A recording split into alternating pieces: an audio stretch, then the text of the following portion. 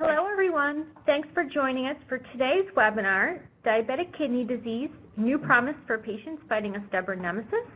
My name is Megan Shelley, and I will be your host today. This webinar is the third in the 2019 series of educational webinars presented by AADE in association with AstraZeneca-US Medical Affairs, Cardiovascular and Metabolic Diseases Division. This webinar is educational in nature and contains no promotional or product information. There is no continuing education credit for this webinar, and handouts will not be distributed. If you would like to ask a question during the presentation, you can type it into the Q&A box on your screen at any time, and we will answer as many questions as possible during the Q&A session at the end. So I'd like to introduce Dr. Curtis Triplett, who will be our moderator today and helping out with the presentation and the questions. He is a certified diabetes educator and associate professor at the University of Texas Health Science Center at San Antonio. So now I will turn it over to Curtis.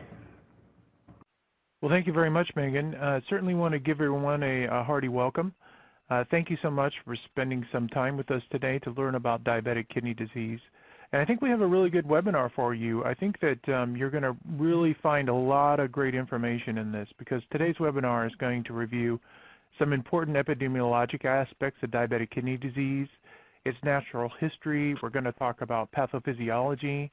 We're going to talk about current treatment approaches. And of course, we're also going to discuss recent clinical trial advances and preview some of the ongoing large phase 3 trials. And really, it's an honor today to introduce our speaker. Today, our presenter is going to be Dr. Robert Perkins, who's the medical head in U.S. Medical Affairs at AstraZeneca. Now it's my pleasure to turn it over to Dr. Perkins to get us started. Thanks, Curtis. It's a pleasure to be here, everybody. Thank you for your time and your interest in this really important disease area. You know, I was thinking this weekend as I was finalizing some of the slides for this talk, I've probably given a version of this talk over, you know, maybe the last 15, 17 years, a dozen or more times, and this is the first time that we have good news to talk about, or exciting news to talk about in this space for diabetic kidney disease. And that's a wonderful situation to be in. So I look forward to getting to that part of the talk. I think first we need to do some basic background discussion and move from there to the more perhaps interesting part of the talk. So as Curtis said, we're going to just touch lightly on a number of different aspects of diabetic kidney disease. We'll talk about the health burden of DKD. We'll talk about diagnosing CKD that is attributable to diabetes. We'll touch lightly on pathophysiology. I promise very lightly on that, of diabetic kidney disease. We'll have the one mandatory histopathology slide that all of you probably loathe, but we'll go through that quickly. And we'll work backwards in time a little bit initially to go through the two sort of standard of care setting trials that established ACE inhibitors and ARBs as the current standard of care for DKD, before finally talking about some recent trial results and the exciting future in this space. So probably not a surprise to this audience, chronic kidney disease, certainly chronic kidney disease that is due to diabetes, is an enormous public health problem. That's due both to the risk of end-stage kidney disease, but also, and perhaps even more importantly, the risk of cardiovascular complications and premature death. A huge number of patients in the U.S. are estimated to have CKD, so by definition, they're at risk for these morbid outcomes. 50,000 patients a year, at least in 16, died of kidney disease or its complications. And no surprise, it's an enormous focus of attention to our healthcare systems because of the costs involved in this. And all of you know very well the cost to patients, which obviously is the most important issue. So the next slide. So,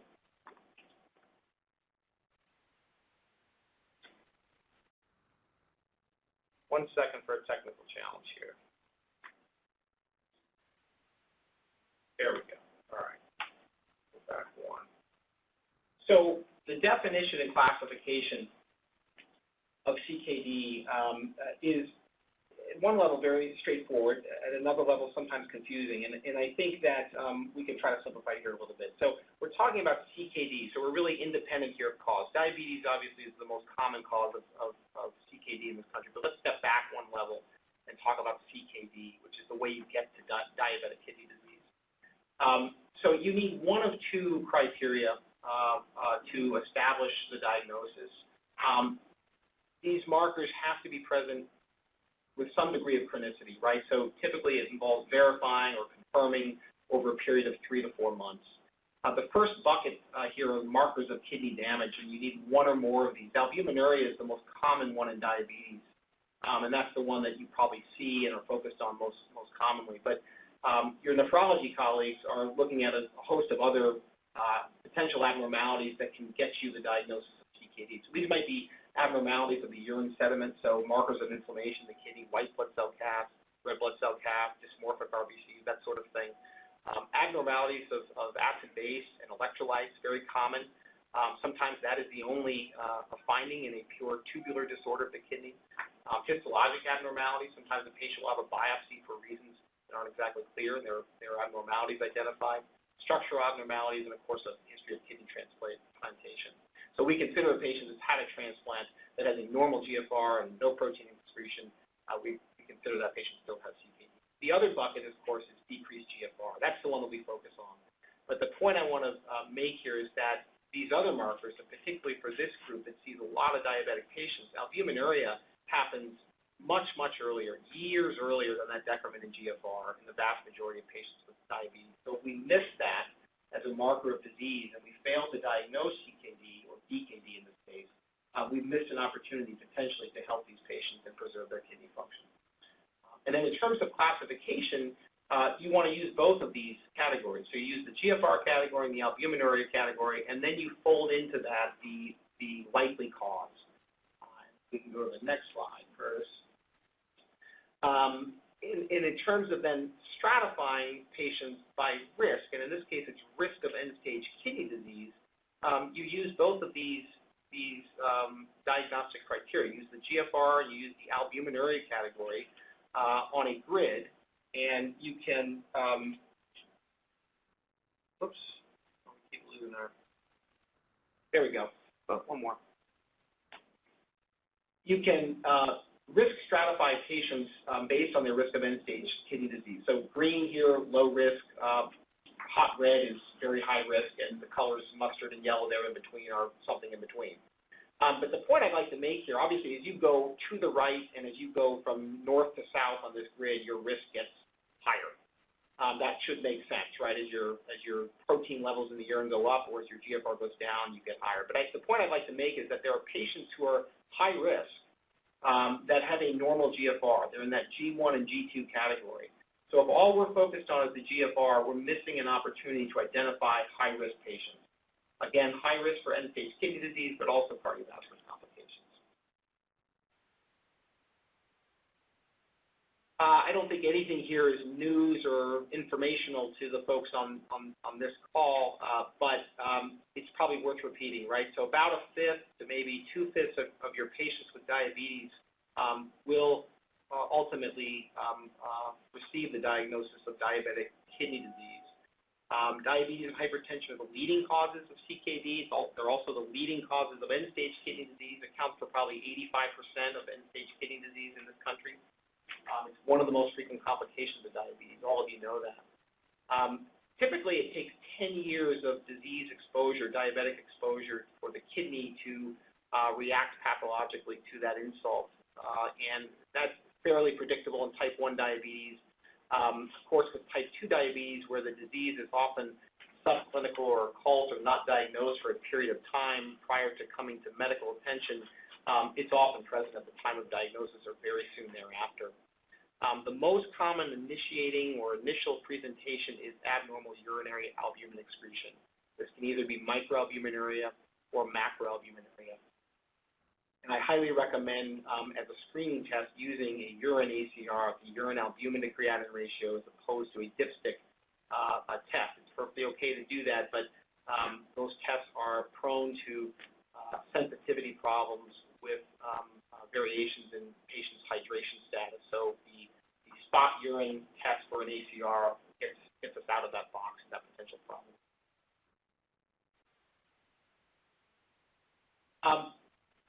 So if we just look at GFR alone here, GFR less than 60 occurs in a fifth to a third, roughly, of patients with type 2 diabetes. For those patients that have more significant progression, to less than 30 milliliters a minute of GFR, it's really a coin flip as to whether they end up on dialysis or not.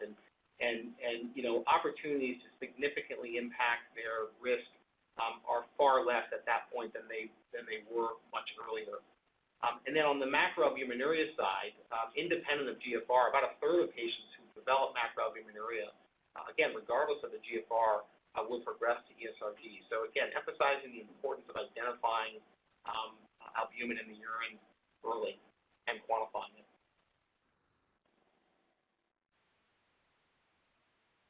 I think most everybody's heard a lot of the noise and research and interest in so-called cardiorenal syndromes over the past a decade or so, or 15 years, and certainly this slide speaks to that. But at even a higher level, I think you know, recognizing you know, diabetes as a systemic disease, you know, obviously impacts both the heart and the kidney. And the point here is that disease in one kidney begets disease in the other. You know, independent of the diabetes, right? And a lot of that is due to the response to the diabetic insult in one organ or the other, right? So multiple systems activate: sodium retention, volume overload, activation of the renin-angiotensin system, neurohumoral activation, generalized inflammation, ischemia. All these factors driven by one organ impact the other. And so the point is that you know, and I think actually endocrinologists, the endocrinology community and primary care do a wonderful job of this. They think much more holistically about the patient and risks in multiple organs as opposed to cardiologists or nephrologists that, you know, tend to be very monolithic and organ specific in their focus.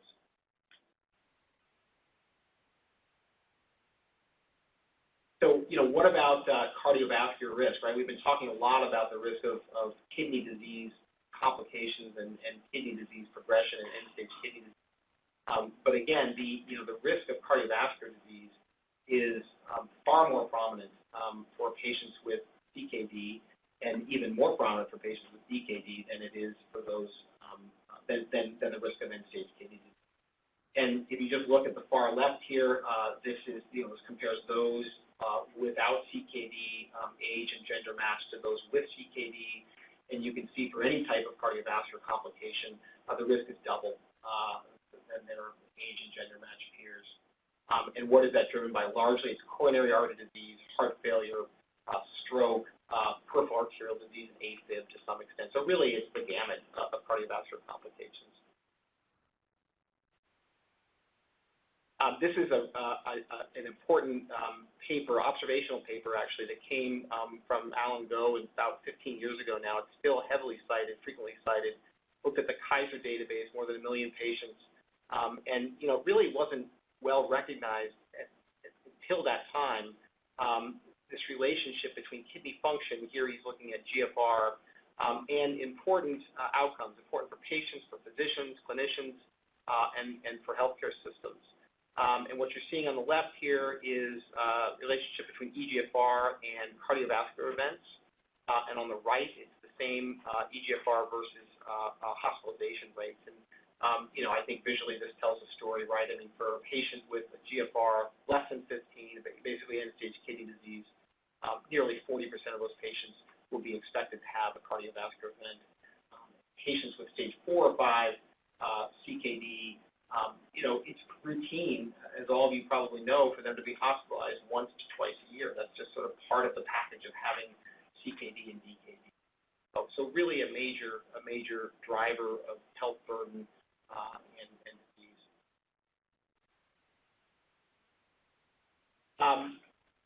So what about albuminuria? Let's come back to that for a moment here. So we talked about GFR and risk of important morbidity outcomes. How about albuminuria? So this This is a study from published just last year. It wasn't necessarily new news, but I think it makes it very compelling for all of us. So here we're working from right to left on the horizontal axis here, from higher kidney function to lower kidney function as estimated by GFR. And you can see here, quite obviously the risk, or the IRR, incident rate ratio here for ESRD or cardiovascular death goes up dramatically as GFR drops. But then within each GFR category, stratifying by level of albuminuria, so the higher the ACR here, or the proteinuria, you see a very dramatic, essentially a doubling of risk of this composite endpoint for every gram per gram increase in ACR within each GFR category. Again, just not to belabor this point, but I think it's so important. If we learn nothing else today, it should be the importance of albuminuria. Monitoring albuminuria, identifying it as part of the diagnosis, and then monitoring it over time is critically important. Okay, so shifting gears here a little bit, let's talk about how this all works, both normally and in the disease state, the diabetic state. On the left, you have a cartoon of a nephron. This is a normal functioning nephron, presumably. So if you're born with 2 kidneys, you have about 2 million of these at birth. You maintain about 2 million of them until about age 40, and then you slowly lose them due to age-related normal aging processes over time, and you typically would die with more than enough kidney function. How does this work? So the nephron is the functioning unit of the kidney, and it basically consists of a vascular sac, right, the glomerulus, all capillaries, under very, very exquisitely and tightly controlled hydrostatic pressure. That sac filters plasma water, and along with that, things like electrolytes, amino acids, glucose, and waste products, importantly. And what's left behind in the vascular bed are the cellular elements of the blood, right? So white cells, red cells, large proteins, platelets, that sort of thing. Then in the tubular section, that yellow tubular convoluted section that loops around, that's where all the hard work and the smart work of the kidney happens, right? So things you need are reabsorbed, things you don't remain in that lumen ultimately are excreted as urine.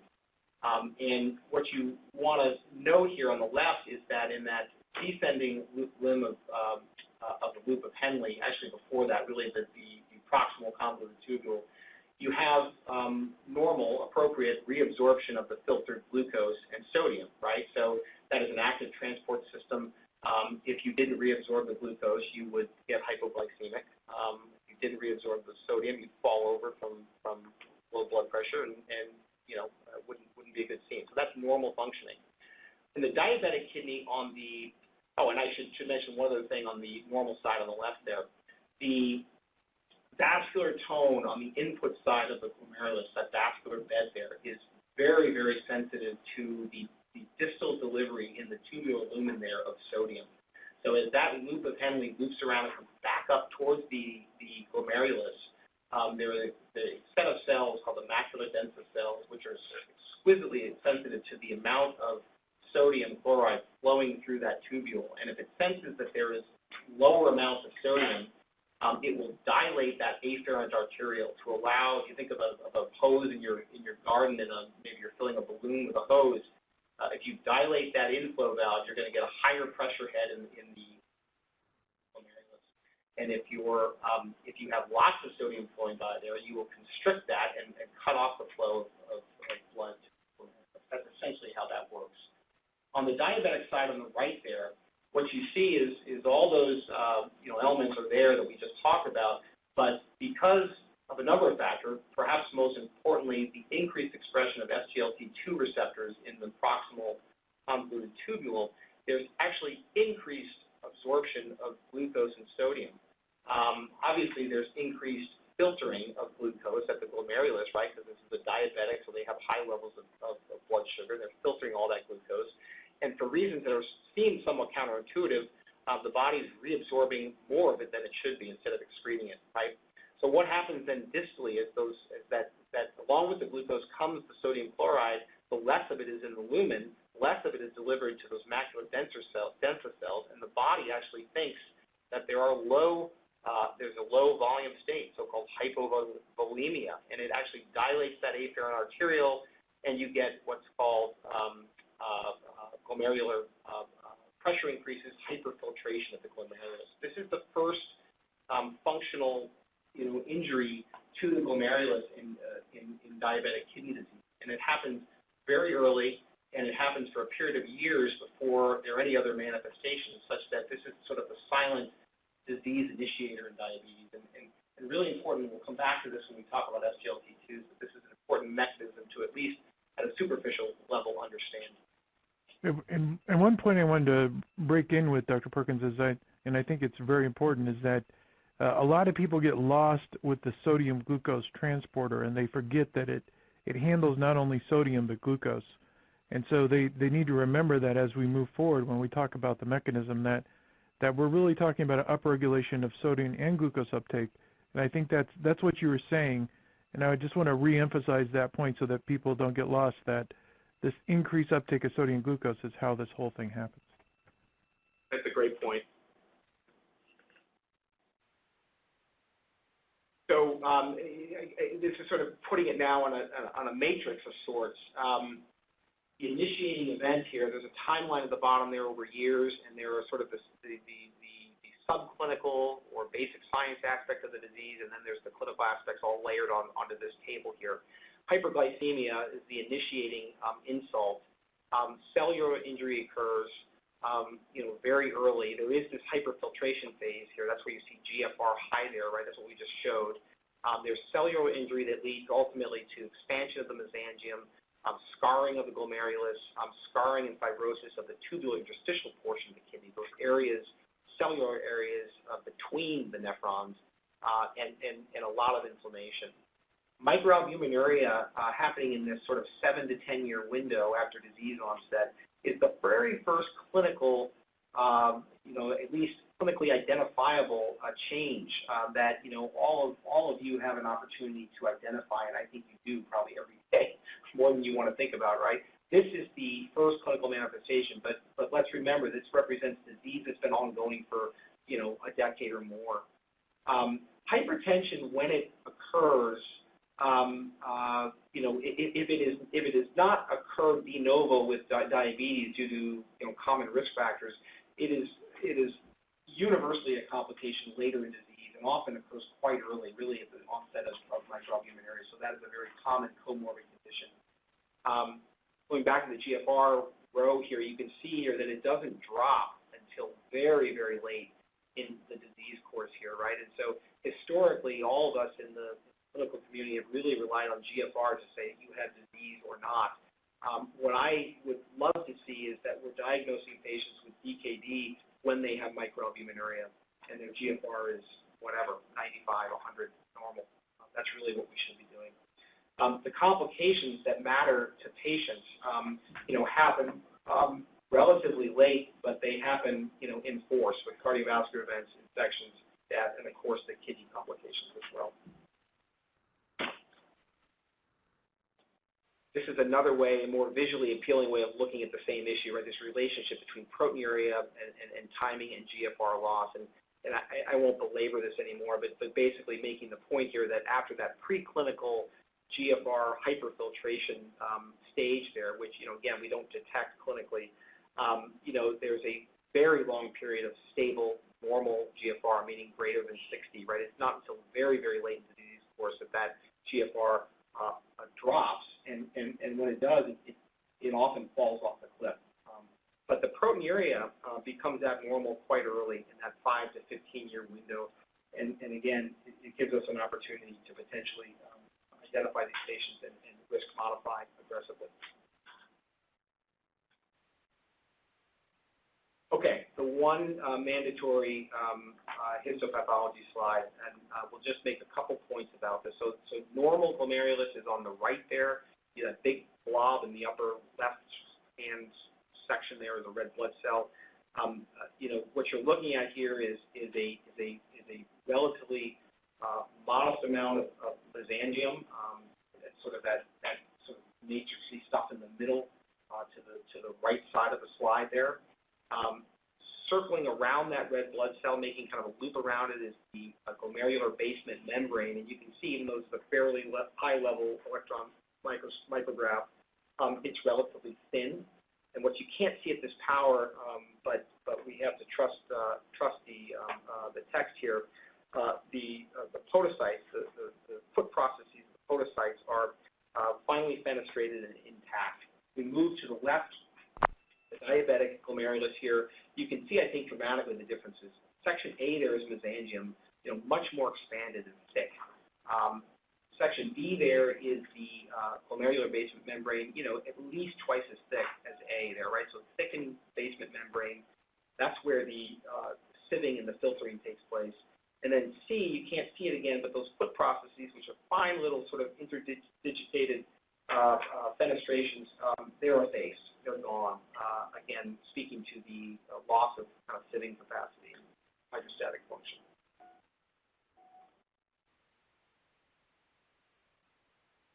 Okay. I think, again, this is stuff all of the folks on this phone do every day, right? But when do we attribute diabetes, CKD to diabetes versus something else?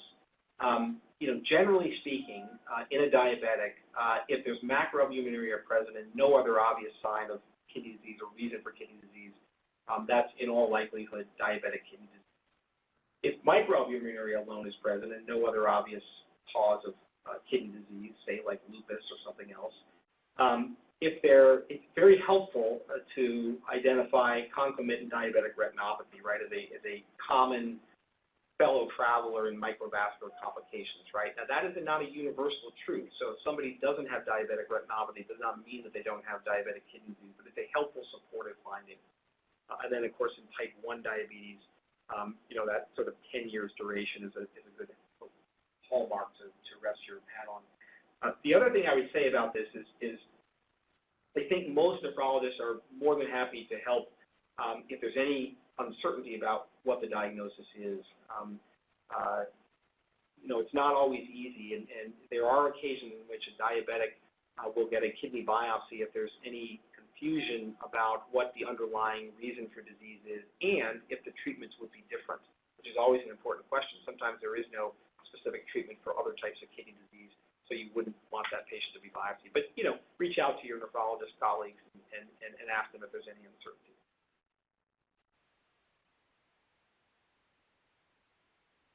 So I throughout the course of this this talk, I've purposely avoided, specifically focusing on ADA guidelines, and I've done that because I think all of you know those very, very well. The AADE does a terrific job, I think probably better than any other organization in updating and keeping current with guidelines. The sort of living guideline approach the AADE does is really, really terrific and wonderful. But I've done that because I wanted just to provide an alternative perspective from the kidney community about how nephrologists may look at some of these similar issues, right? So this is the recommendation from the National Kidney Foundation, the KDOQI guidelines, about screening. And the good news is this aligns 100% and completely with the ADA guidelines, so there's no confusion here. Basically, the message in this complicated algorithm, which isn't that complicated, is that, test for microalbuminuria, test, 2 to 3 times, confirming, 2 to 3 positive tests over a 3 to 4 month period, and be aware of transient conditions which can elevate urinary albumin excretion. Common things are fever, infection, aggressive exercising, that sort of thing, and exclude those values if those outlier conditions are present. Essentially, if you have this scenario, the patient has diabetic kidney disease in the right setting.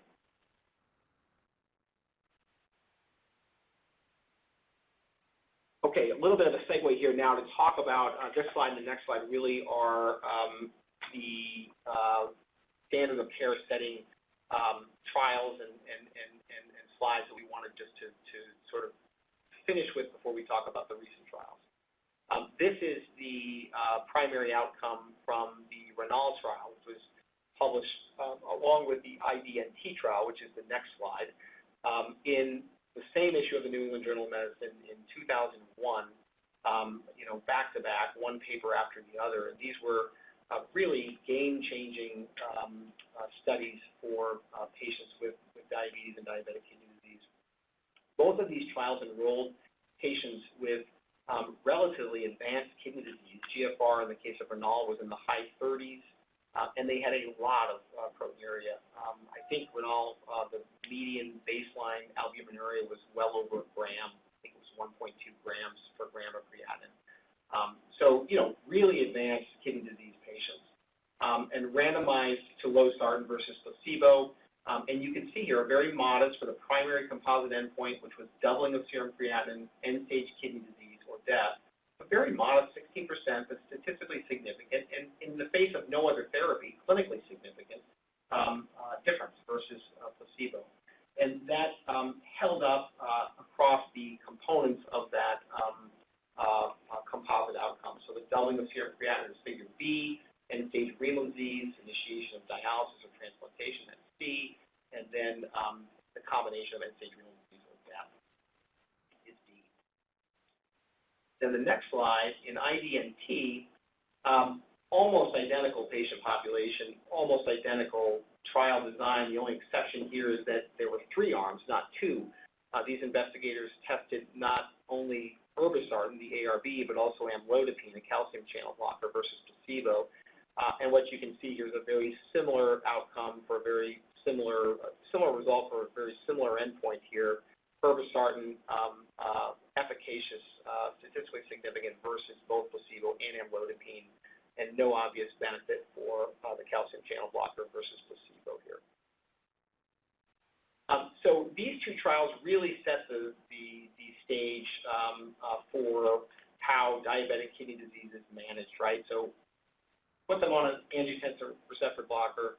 By extension, ACE inhibitors were considered acceptable too, because they were considered to work along the same pathway. It's actually an interesting story. The Captiville trial, which you see listed here, was a trial completed earlier in type 1 diabetics using an ACE inhibitor. And when the investigators for NAL approached industry sponsors looking for support to do a similar trial in type 2 diabetics, the industry sponsors that they approached were not interested. They said, well, we got our study, we did the Captiville study, so we're not interested. So they somewhat arbitrarily said, well, let's do angiotensin receptor blockers instead of ACE inhibitors. And that's really how we ended up with renal and IDNT. So it's kind of an interesting backstory to that. But what you see here are just quickly, just a list of all the trials that have tried to build upon the success of IDNT and renal, which are listed there in the middle of this table.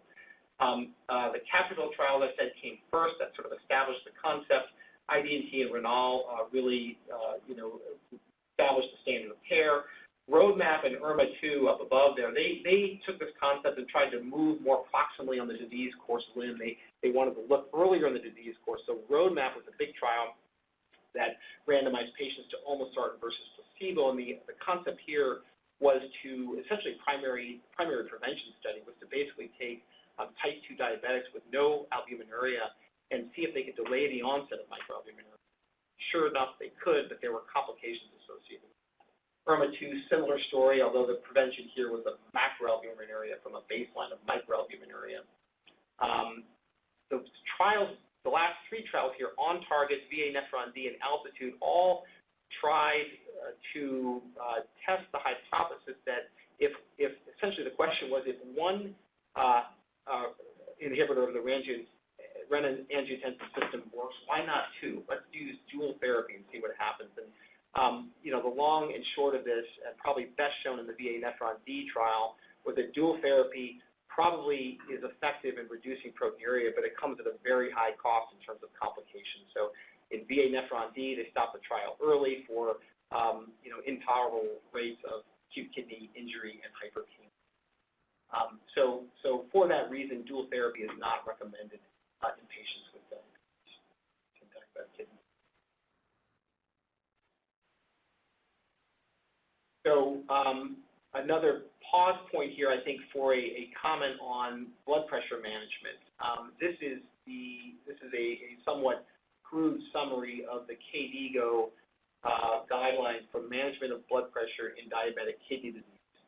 And essentially the point I guess I would make here is that KDIGO, as a kidney-centric guideline-making organization, is very sensitive to or stratifies their blood pressure management guidelines by degree of proteinuria excretion, so that somebody with a diabetic with normal albuminuria less than 30 milligrams per gram, the target blood pressure is 140 over 90, whereas a patient with at least microalbuminuria or greater, the target blood pressure is 130 over 80 with a recommendation to use an ACE inhibitor or an ARB as the frontline, first-line therapy.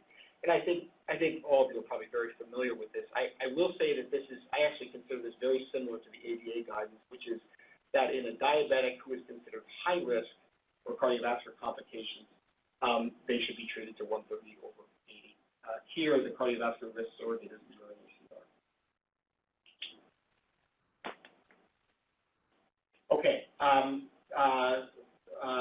So another little segue here. So I think we've set the kind of background stage here. We know what the standard of care is. We know what sort of blood pressure guidance is from the various organizations. And let's talk now about some of the newer exciting things that are happening in the DKD space. So this is a cartoon again of our friendly nephron. Here what we're looking at is the three speculative theories, hypotheses I guess you could say, as to why SGLT2Is may have a renal protective benefit, a kidney protective benefit. And so if we look at the blue text here where the numbers are 1, 2, and 3, we focus on tubuloglomerular feedback. Remember what we said before in that earlier nephron slide, where in the diabetic there's dysregulation of TGF because of, paradoxically, reduced delivery of sodium chloride to the macula densa there. If you, back to Curtis's earlier point, if you block the reabsorption of sodium chloride and glucose in the proximal tubule with an SGLT2I, by definition, you're delivering more sodium chloride to the macula densa, right? It still remains in the lumen to be delivered distally. And so what does that do? What that does is it relaxes it takes away the stimulus to dilate the afferent arteriole, and you have restoration of the pressure head on the glomerulus. So that early hyperfiltration phase is addressed through this drug therapy. That's sort of theory number one. Theory number two, and these are not exclusive. They may be playing a role in combination, or maybe there's some fourth and fifth reason that we haven't identified yet. The second proposed mechanism here is amelioration of renal oxygenation. So this is very interesting, actually, to me for a lot of reasons. But you know, the kidney lives in a state of quasi-hypoxia all the time, and a lot of that is due to the fact that it is an extremely oxygen-demanding, metabolically demanding organ. It's very, very metabolically active with all those transport systems that require energy and oxygen. And a lot of that is sodium transport. And so if you're blocking with an SGLT2I those transport systems, by definition, you are reducing that metabolic demand and perhaps relaxing that near hypoxic state a little bit. We know that hypoxia drives fibrosis, and so this is that second theory as to why perhaps this is protected from a sort of an anti-fibrotic approach. And the third is that if you're blocking reuptake of glucose into the interstitium here, you are blocking the result of that uptake, which is a very robust inflammatory response that occurs. And you can see that sort of sub-picture there in the lower left-hand corner with some of those pathways outlined. So that's all theory. And let's talk now about some of the trials that won't look at mechanism of action, but they're certainly looking at clinical effects of these drugs. So I think all of you are probably well familiar with the sort of parade of CV outcomes trials that the SGLT2s have been entertaining us with for some time now, and it's very, very exciting. I wanted to focus in this talk on the kidney-dedicated trials that are in various states of completion or process, as we speak today. And there are three major ones.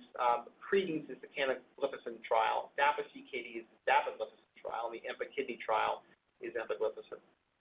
And they're very similar in many ways. They're all very large, 4,000 to 5,000 subjects in each of them. RCTs, double-blinded. They all look at a very, very similar endpoint, slight differences, but essentially composite outcomes, renal outcomes of end-stage kidney disease. Some percent change in GFR, and then renal or CV death, and 40 or 50% is used. Doubling of serum creatinine is used. Doubling of serum creatinine is essentially a 57% decline in GFR. So they're all in that sort of range, right? Very, very similar. Where they differ is in the target population, the study population. Credence enrolls type 2 diabetic patients with at least macroalbuminuria and a fairly broad GFR range, 30 to 90 milliliters per minute. So that population looks quite different, I suspect, than renal or IDNT from back in the midst of time. Jumping over to EMPA kidney on the far right there, also type 2 diabetics.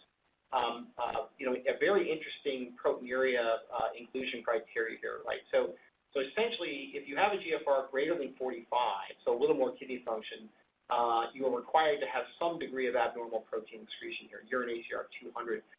But if you have a GFR less than 45, you don't have to have any albuminuria, or you can be in the normal albuminuric range to be enrolled, and a very, very broad GFR range here, 20 to 90. So really an exciting trial that looks at essentially, everybody with various states of diabetic kidney disease. Then finally, the DAPA-CKD program in the middle there, very exciting for a different reason, in that it enrolls patients both with and without diabetes.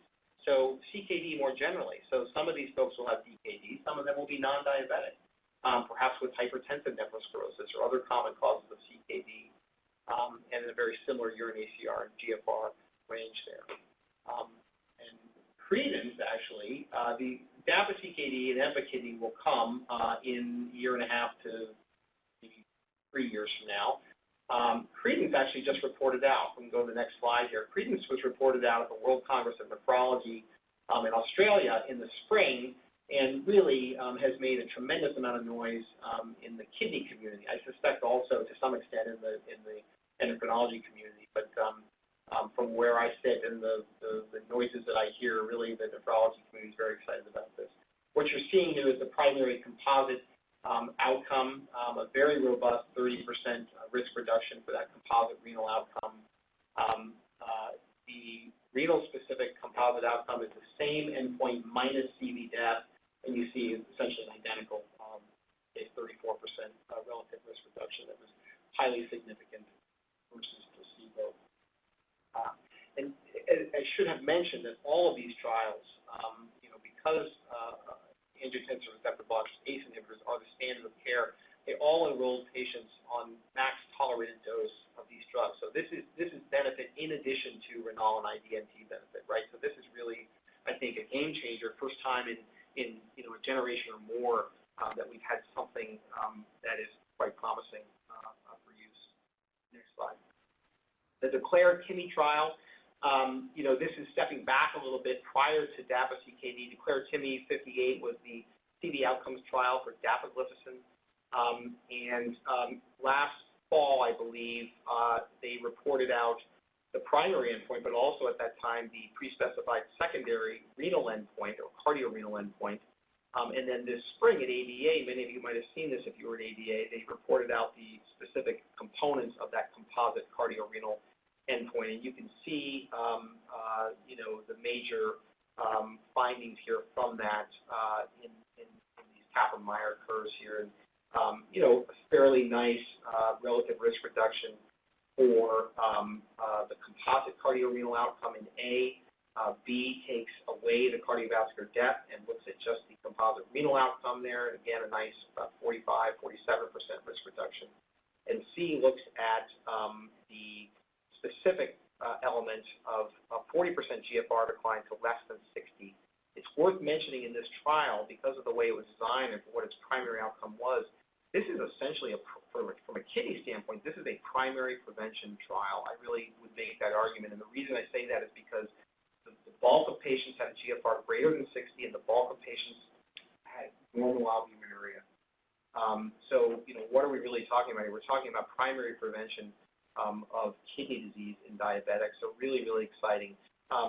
Not a complete story until DAPA-CKD runs its course, but I think very promising and quite consistent with the credence trial in cannabis.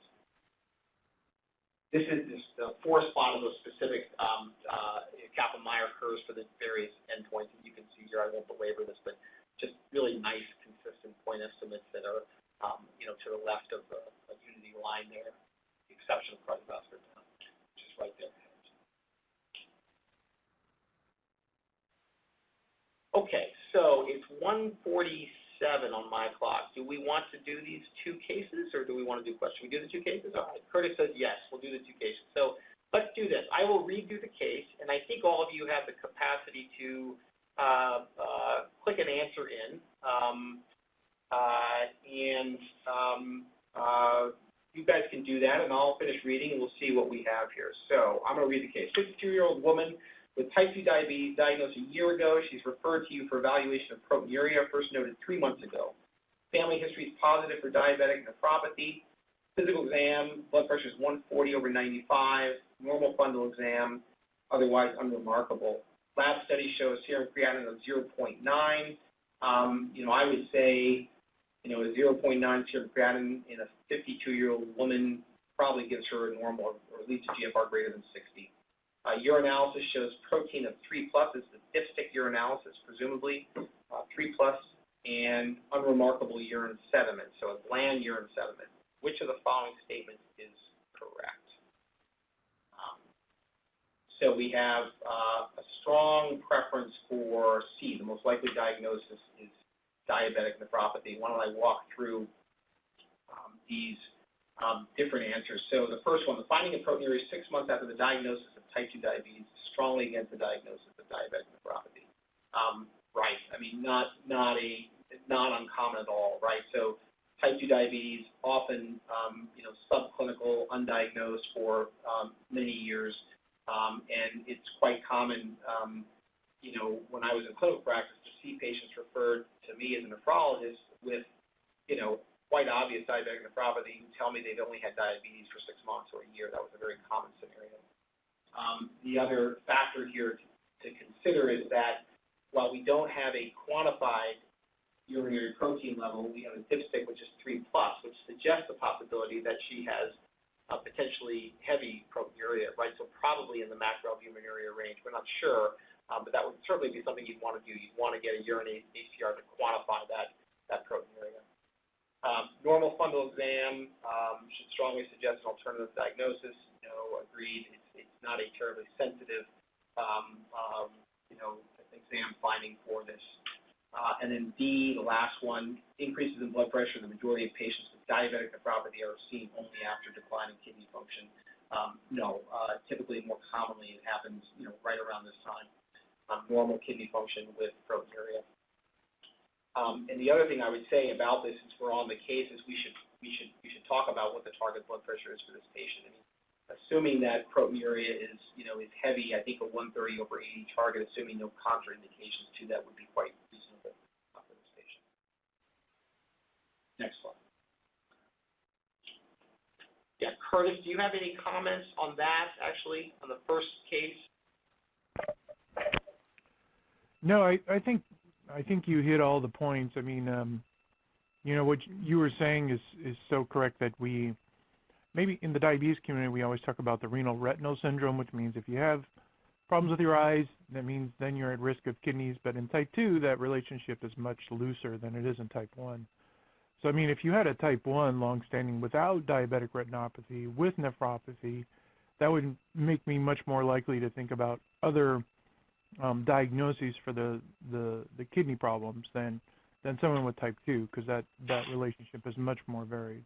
And the fact the person has hypertension, obviously that is a huge contributing factor to why they're probably having this problem as well. That's an excellent point, right? And sort of the looseness of that connection with the type 2 diabetic is a great point. Okay, case 2. This is a 45-year-old African-American male. He presents for his initial evaluation in the nephrology clinic. He's had type 2 diabetes for 7 years. It's been well controlled. He has hypertension for 5 years. It's been under good control. Blood pressure 135/75. Physical exam is notable for some modest lower extremity edema to the mid-shin. findings otherwise unremarkable. Blood pressure, he's on chlorthalidone, 25 milligrams daily, a good old school thiazide diuretic. Key laboratory values: serum potassium 4.1, serum creatinine is 1.3, which in a relatively young, maybe middle-aged African American male, probably would give him a GFR well above 60. Albumin creatinine ratio, a lot of albuminuria here, 1.3 grams per gram or 1,257 milligrams per gram. A lot of protein excretion. Hemoglobin A1C 6.9%. So the question here is, what should be added to his regimen to slow the progression of diabetic nephropathy?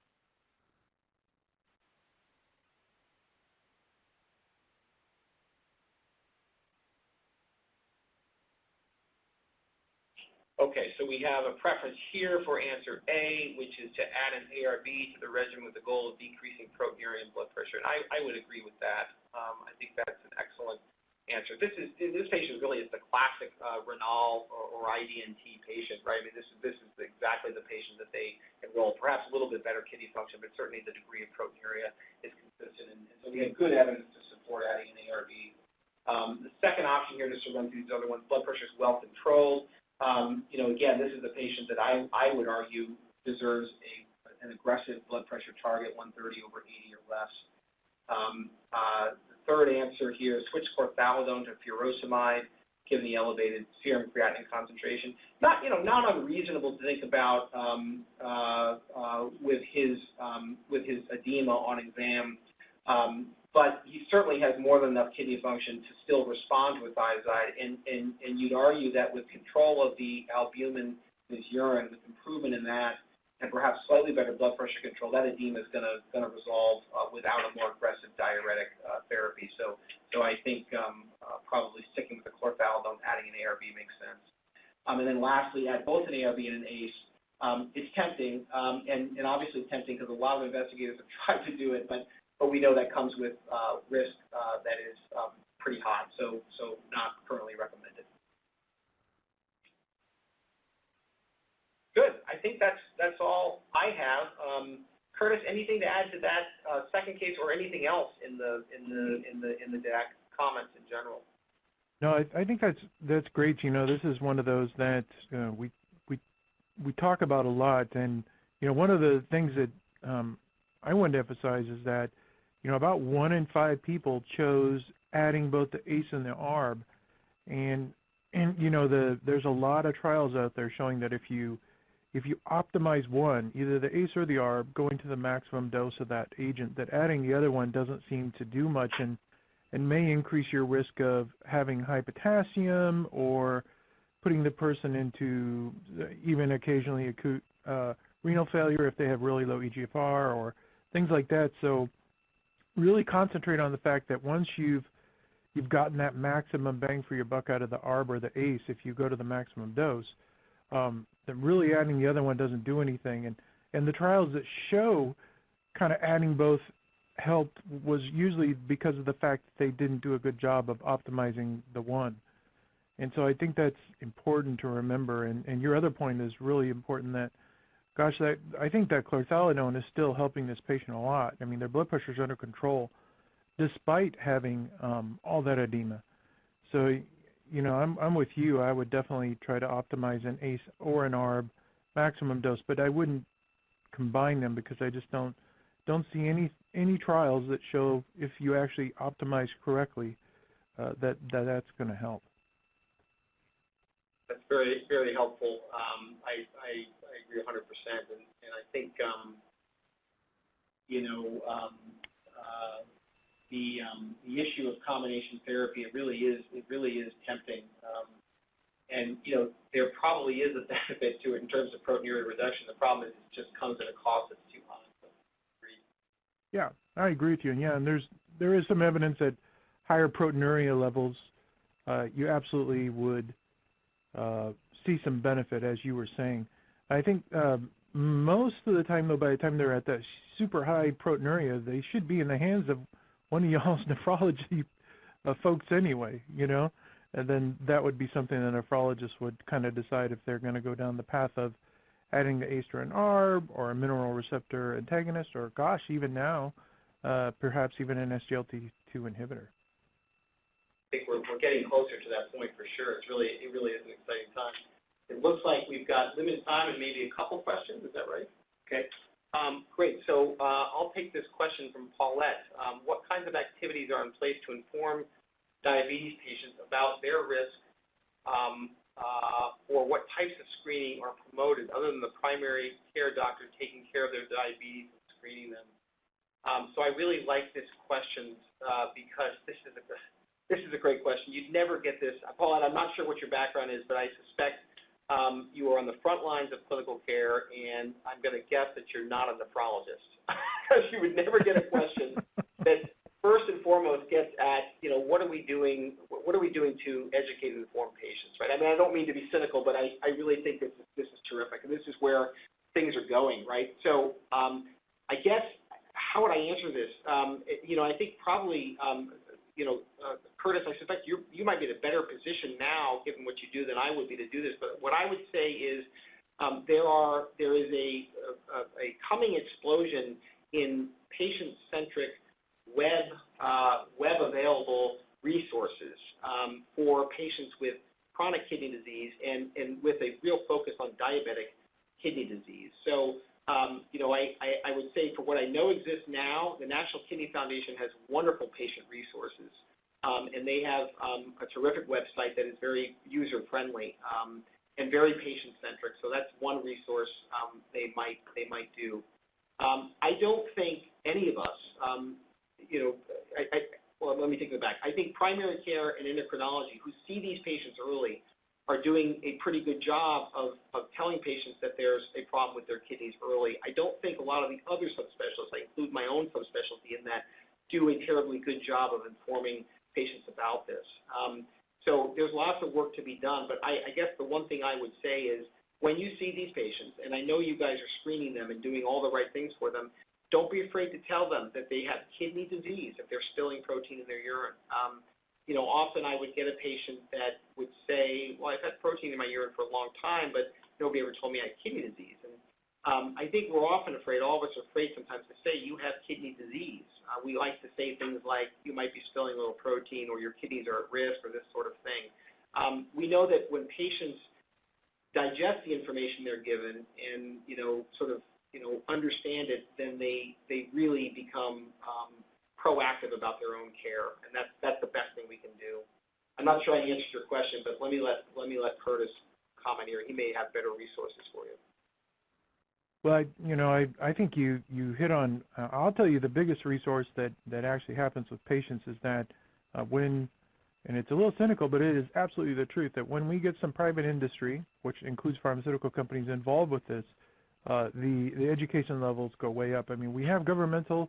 And we have state here. I'm in Texas.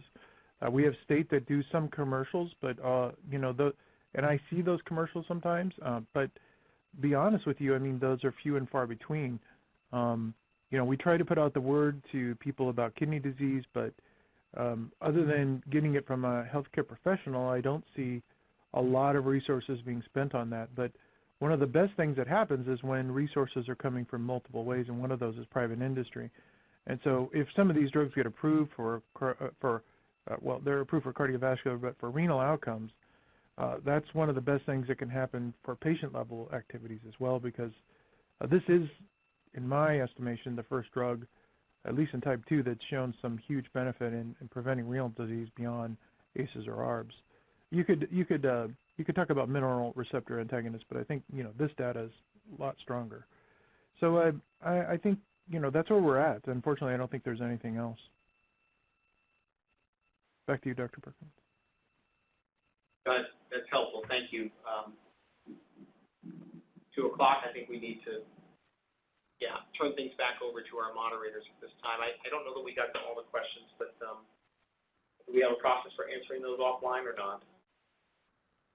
Great. Yeah, we can stay on here for and just answer everyone individually, but we do need to wrap up today's webinar. So Dr. Perkins and Dr. Triplett, we want to thank you so much for being here today and presenting this important information.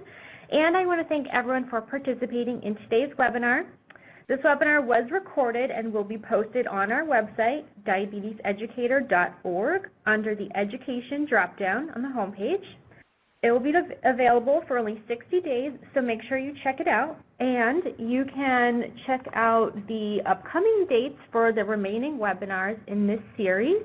Registration is open for the August 28th webinar, so make sure you go online to that website and register. So again, we thank everyone for participating, and we hope you enjoyed it. This concludes today's presentation.